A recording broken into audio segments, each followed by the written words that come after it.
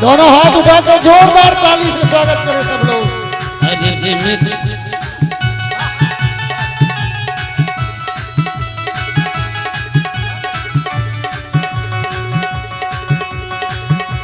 अरे रे मेरी जान है राधा, तेरे पे कुर्बान मैं राधा।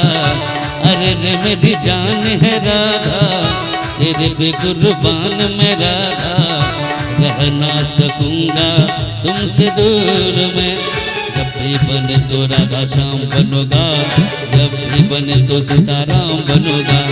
तेरे बिना आधा सुबह शाम कहूँगा, तेरे बिना आधा सुबह शाम कहूँगा। आत्मा से राधा राधा नाम कहूँगा। अरे रे मेरी जान है राधा, तेरे पे कुर्बान मैं राधा। रह ना सकूंगा तुमसे दूर मैं।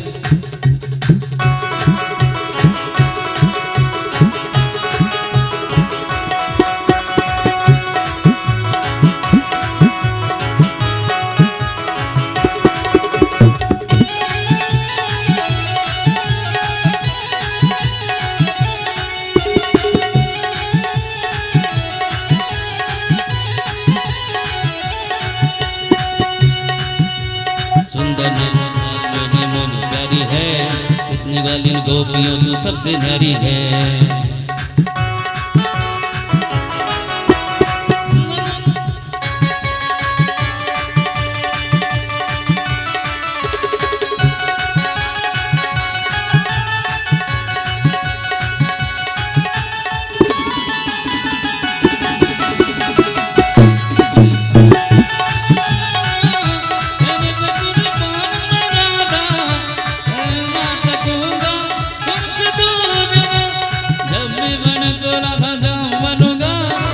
भी बने तो सीताराम बनूंगा, जब भी बने तो राधा श्याम बनूंगा, जब भी बने तो सीताराम बनूंगा। तेरे बिना आधा सुबह शाम कहूँगा, तेरे बिना आधा सुबह शाम कहूँगा।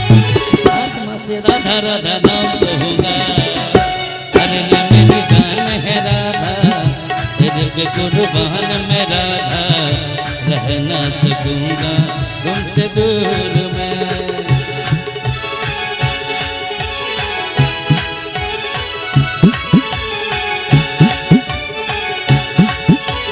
दोनों हाथ उठाकर जोरदार ताली से सब लोग बोले राधा कृष्ण भगवान की।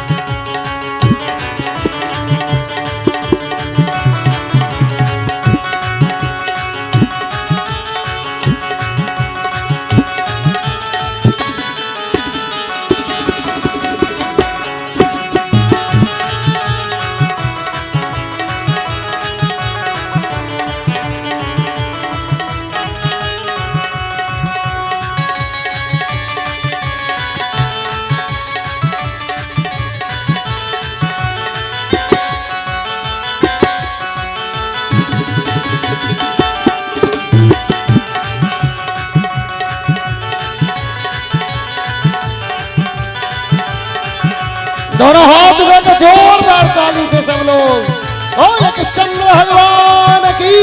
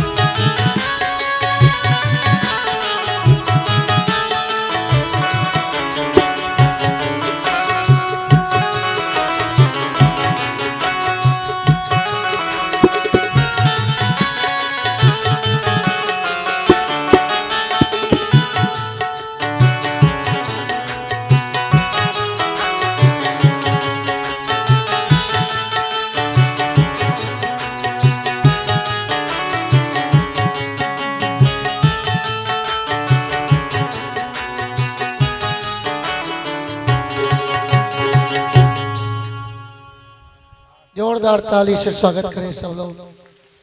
और फिर बीच में कथा पूरी करेंगे, फिर सुंदर झांकी आएगी, लेकिन उससे पहले भाव से सब लोग